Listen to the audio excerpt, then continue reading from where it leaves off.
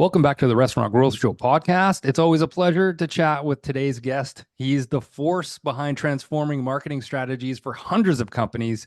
He's also the CEO of America's Best Restaurants. Please welcome author and keynote speaker, Mr. Matt Plapp. Matt, welcome back to the show. How are you doing today? Amazing. Thanks, brother. Appreciate the introduction. Fantastic, man. Well, you know what? I was at a webinar recently, and they had some keynote speakers from Triple Seat. There was Ben Morris, Brian Wayne of QSR Automations, and then there was also Ben Simmons of Table Needs. That's not Ben Simmons, the basketball player, but Ben Simmons, the CEO. And they all had some really eye-opening studies that they shared with us throughout the webinar. I'll include those in the episode's description. But what it really boiled down to, Matt, was adopting new technology into operations, front of house and back of house, or paring down tech stacks and removing the bloat to simplify. And so today we've got one of the best hospitality marketers to do it. So I'm really excited to hear Matt break it down for us. Matt, when it comes to adopting new trends, how do you see digital marketing in restaurants shaping up in the coming years with all of these new advancements? It's a tricky question because I don't see it changing anything, because most restaurants right now aren't even leveraging the phone for what it was 5 to 10 years ago. So I did up on this recently where I looked at it and I said, okay, think about it's 2014 back to 2004. A lot's changed. You know, the cell phone came out in 2000, the smartphone came out like around 2007, 2008, I think the iPhone was. You know, so you had a lot of changes there. But if you look at the last 5 years within that, nothing has changed. You know, the smartphone was out in 2009. Facebook, Instagram, YouTube, all of that was there. Email, text, messenger, videos. You can do live Facebook videos. 90-something% of the restaurants out there right now haven't embraced those things from the past 5 years. So why should they be worried about AI and this new stuff? And that came up because I have clients occasionally call us up and go, hey, Matt, we need to be on TikTok. I'm like, no, you just need to quit sucking at Facebook and email. What do you mean? I'm like, well, you haven't dominated that yet. You know, like, I'm not going to go try and run a marathon if I can't run a 5K. But if you look at, like, go back even farther to like 2014, 2004, I got in media in 1999. 2004 to 2014 is when a lot changed there. Like I think I mentioned, like, the cell phone came out 2007, 2008. But if you look at 2014 to 2024, that 10 years, what's been available has been available. You look at 14 to 2004, smartphone came along. And if you go 2004 to 1994, when I was a senior in high school, it was the same. Like, the internet was making baby steps from 1990 to it wasn't any massive any massive rollout. I don't remember, at least. It was still slow ass internet. Your phone, the Nokias you had limited minutes and texting, and your email was slow. But when you look at what the smartphone's done, what we have available now, we've had available for 10 to 15 years. And so if a restaurant hasn't embraced the past 10 to 15 years, I wonder why they worry about the next 10 to 15. And then if you look at, maybe you say, okay, the big companies, the McDonald's, the Starbucks, the majority of those companies are terrible at social media. I mean, if you want any more proof, go to Papa John's of social media. They got 6 million fans and they got like 5 people interacting. That's an excellent point. Okay, so it sounds like there is definitely a huge roadblock, right? When they start using new marketing technology, that it's not that new. What's the best way that they can get past these? They've got to get out of the day-to-day operation. So we deal with, let's say 2024, we'll probably deal with around 3,000 restaurants in the country between our 3 divisions. Of those, 2,500 are independents. Those independent owners are stuck too much in the day-to-day. Take this week, for example. Matt Plapp left Northern Kentucky at 7 a.m. on Sunday, and me and my videographer, my marketing director, drove cross country 2,800 miles through Missouri, Kansas, Colorado, where else we go? Arizona, now we're in Nevada. I had one phone call I had to make with a client, with one of my team. I had to be on for a half hour, and I had to approve payroll. That was it. I'm not involved in the day-to-day. So I'm able to look above my business and go, what's next? How are we doing this? What's our next documentary? What's our next show we're going to do? How can we optimize our email marketing for our restaurant clients? I'm not in the weeds. I didn't have any responsibility this week for the most part. If you were to look at that same timeline for our clients that own one restaurant, they're opening up the restaurant, they're going to the grocery store, they're getting their food order in, they're working the line, they're waiting on tables, they're at the bar. How can you ever get ahead if you're grinding in the day-to-day? Right. I mean, this road trip wouldn't have been 5 days. This is day 6. I've been gone. This road trip wouldn't have been possible and wouldn't have been enjoyable if every 30 minutes I'm on a Zoom call or a phone call, or I'm in the computer coding something, or I'm doing an email. And I think that the way restaurants can embrace technology is one of two ways. They have to embrace companies to do it for them. And that might sound one-sided since I'm one of those companies, but at the end of the day, I don't mow my grass. I don't do my accounting. I emailed my attorney this morning about trademark stuff. I didn't go on the internet and do a trademark search. I gave it to my attorney. Or you have to figure out how to get out of the day-to-day. If you can get out of the day-to-day and go from working 60 hours a week in the restaurant to working 6, and you can reclaim your life, then you can say, okay, I'm going to become really good at Facebook for my restaurant, and I'm going to become really good at collecting emails. I'm going to become really good at automating my marketing sequences. Then you have the time to work on that. Now you become you're probably an overpaid marketing director. But at the same time, you start to embrace technology. When you actually use technology, you appreciate it more. And that's one of the biggest things I think people don't appreciate is I've had cars that, I'm on my 50th car right now. I'm 48 in 2 weeks. And I've had cars that retail brand new for $500,000. I've had cars that retail for 10 grand. And it's funny, people wonder, well, is that worth it? Is that Bentley you have now worth it? If you appreciate it, it is. I mean, there's something to say about 12 cylinders and changing lanes. Is it necessary? Probably not, but if you appreciate it. So if you use technology and embrace it and appreciate it, you value it more and you understand like, okay, now I know this stuff works. What can I afford to spend to take it to a new level? So that's the big aspect of it is these restaurants have to get out of the kitchens. They have to learn to understand the value. I mean, the biggest thing is Facebook Live, video.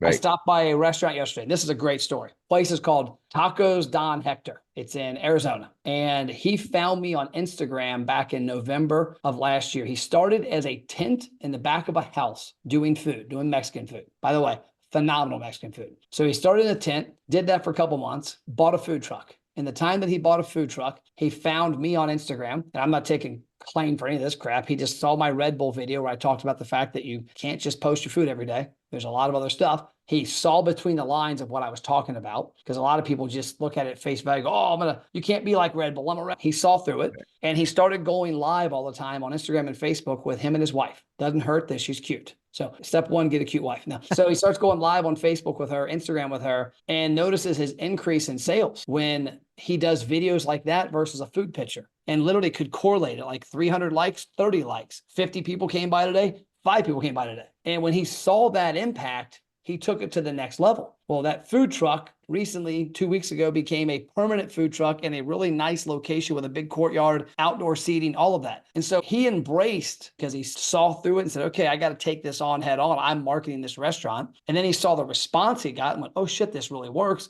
So he started doing it more and more. And there's no doubt that guy in a year will have a brick and mortar location. And in 2 or 3 years, we'll have a couple brick and mortars and a food truck. And he'll have a marketing company running a lot of stuff and helping him grow because he got in the trenches early on.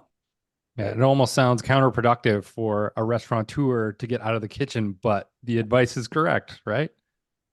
It's tough. I mean, it's a tough business. I mean, one of the questions we asked this week in filming for our documentary when we were driving out to Vegas was you picked the toughest business to start. You're a restaurant owner, by far one of the toughest things I've ever seen. Why? And what's your end game? What do you hope to accomplish with this? When it comes to strategic partnerships, how crucial is it for restaurants to team up with tech companies? And what should they keep in mind when making these deals? It's crucial to have vendors that you like and that you collaborate with. Too often, businesses will buy a service. And then number one, they buy it short term. I'm going to try this out for a couple months. Okay, you didn't hang the sign on your building for a couple months. You didn't sign a 2-month lease on your building. You signed a 5 to 10 year with a personal guarantee. Why are you thinking that a couple month marketing or technology agreement is going to help? So number one, go into it saying, hey, this is a couple year process. Number two, go into it as a good collaborative relationship. I can't tell you how many times I see restaurants treat their vendors like shit. And it cracks me up. Like I have one guy that I know in particular who's a social media marketing guy. He does day-to-day social media for a handful of restaurants. This guy is more in tune with the market than anybody. And he's walking into a region where he doesn't have a client. He's talking to a restaurant owner, seeing if there's a way they can partner on some stuff. And the guy's a complete jackass to him. And I'm like, that's funny because even if you're not going to spend money with him, treat him like a human, how you'd want to be treated, how you want your kids to be treated. But also, this guy knows more than you. He's not only an expert in social media, but he's talking to your competitors all the time. and the restaurants that look just like yours. So the intel he has, or she has, if it's a lady, is unbelievable. Too many times people are hiring vendors, and to them it's a transaction, and that's what it shouldn't be. It should be a relationship. And so, learn also what works with them. We had a restaurant we fired about 2 years ago up in Minnesota that the guy was being shitty to my team, and he was upset that he thought he got overcharged by $100. When I pointed out the $100 charge was due to the success of the marketing campaign, had 1,800 people comment on a Facebook post. What happened? The ensuing marketing automation, the text messages, the data usage drove up his bill about $100 because 1,800 people said, hey, I want a pizza. And it drove in like $4,000 in sales. So as I'm talking to him, he's like, no, you overcharged $100. I want my $100 back. I said, so what about the 4,800? Don't worry about my money.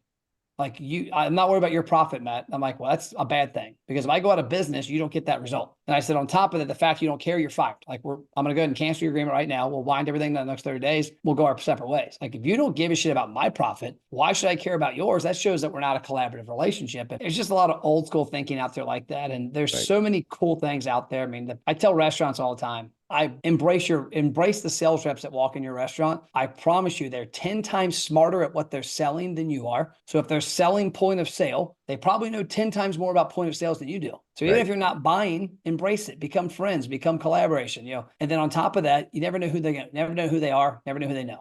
Learn something at the minimum, right? They have something that if you've for 10 years a restaurateur, you may have used what? Couple of POS, and I know that we just said that, yes, go into what you have not used first. But if there's any new tech, which one do you think will really change the game for restaurant marketing?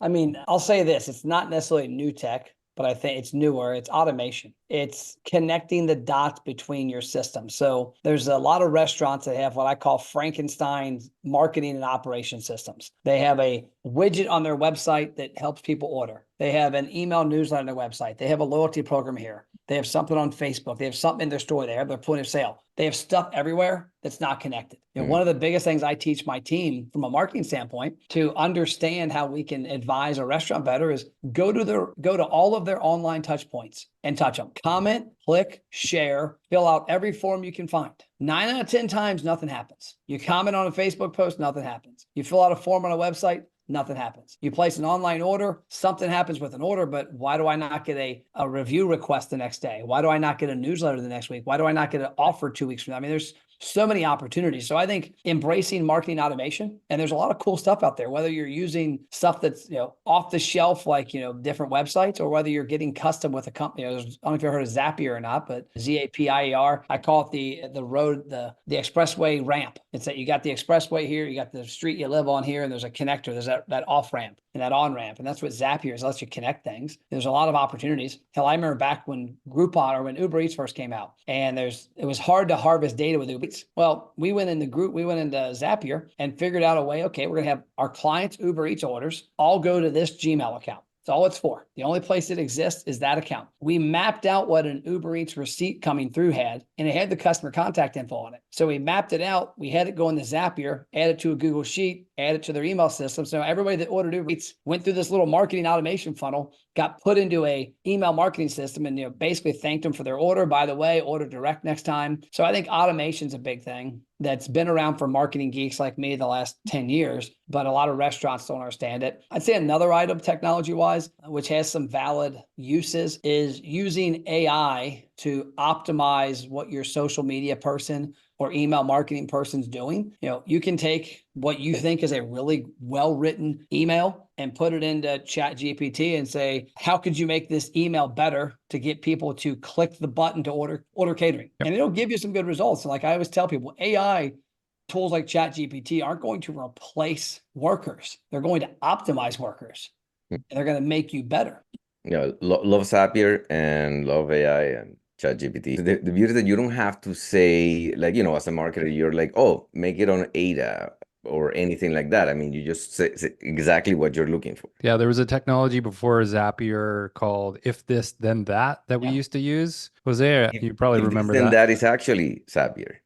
Oh, did it augment? Yeah. There you go. There you go. That's fantastic. Well, I mean, that's a great segue to my next question. Let's talk about customer data. Matt, what are some of the ways that restaurants can better gather and use their customer data to tailor their marketing? So first, they have to understand the power of customer data. I struggle with the fact that restaurants do not do whatever it takes to get every single person's information that walks in their restaurant. I walk into your restaurant, I have already displayed the highest level of trust. I found you, I drove to you, I walked in your front door, I'm handing you a credit card and I don't technically know you. Like, I don't know about you guys, but I don't walk around the streets handing my credit card to random people. And consumers do that all the time with businesses. So why a business doesn't go through massive lengths to get that data is the thing I don't understand. But when you look at data, number one, you want to know your customer's name. You want to know their phone number first, their email second, ideally their birthday. And then you also want to know a pivotal question there. Who are they to the restaurant? Something we ask all of our stuff. We use it in Messenger. We use it on drop downs, on landing pages. How often do you come to the restaurant? Never been before? Come all the time? Haven't been in a while. So now I know it's either a new customer, a frequent customer, or a former customer / lost customer. Then I can put them in buckets and talk to them differently, because a person that says I come all the time doesn't need to be bribed in a big way. Hey, Matt, we appreciate your business. You're one of our favorite loyal customers. By the way, below is an offer for lunches on Wednesday for half price, whatever. Whereas that person that says I've never been before, that's a hard person to get to come in. Matt, we look forward to your first visit. By the way, here's a free burger, no strings attached. Come any day, anytime, any week. Can't wait to meet you. And the messaging matters in there. When you get an email that says, we can't wait for your first visit. Hey, we appreciate your past loyalty. And then the person that's lost that says, dude, where you been? A little bear with a broken heart emoji. Like, if you can have that data, it's great. There's three main places you can get it. You can get it online, basically through your website, online ordering platforms, things like that you're using personally. You can get it through your social media, and you can get it through your in-store. The in-store is a goldmine. They walk in your restaurant. You ought to have an offer so good they feel stupid saying no to. They walk up to the register. They're buying their pizza. Yo, are you a member of Joe's Pie Club? No, I'm not. Dude, you got to join. By the way, you're going to get a free pizza your first visit. You use it. I didn't know that. Yeah, do me a favor, scan this. That has to be muscle memory every single time. The next part is through the website. I can't tell you how many websites I visit for restaurants that don't have a tracking pixel on them. I went to one the other day. I go to the website, I go to catering, and the guy's like, what do you see? I said, if I come to your website, go to the catering page, what am I looking at? Catering. Pretty targeted person, because like my daughter's not looking at catering on a website. I said, there's no pixel on here. There's no Google Tag Manager or Facebook pixel. If there was, you could hit me with a Facebook and Instagram ad within an hour. Matt, got an event coming up. I'm like, consumers don't know this shit exists still. And they're like, oh my God, I was just looking there. But then also on your website, an offer that pops like that catering page, don't give me a 40-question form about catering. Do you want to win catering meal for your family, your party, whatever? Name, phone, all the same information. Name, phone number, email, birthday, visit frequency. Click submit. Now you got a lead. And then on social media, you have to have tools that take people from Facebook to engagement and into a place. Now you need all of those people to go to the same place, but the journey is the same, because I don't want to be in a VIP program from your social media that's different than your in-store, that's different from your website. Now I'm getting harassed and the messaging is not the same, but you have to collect data in-store, online, and through social media every single day.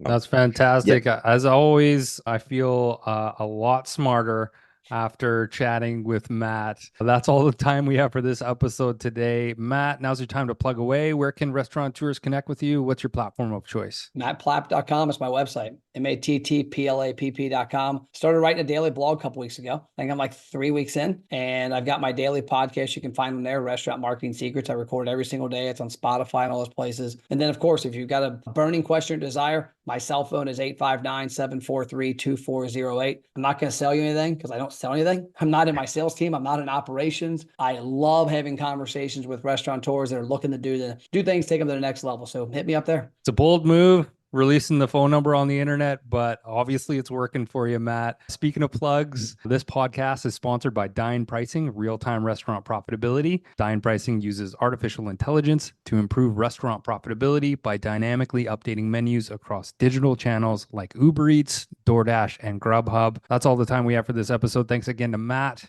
for joining us. Until next week, say goodbye, Jose. Goodbye, Jose. That's awesome. Thank you so much, Matt. Always a pleasure, man. Look forward to talking to you again. Thanks, thanks. guys. That's great. Thanks, guys. Bye. Okay.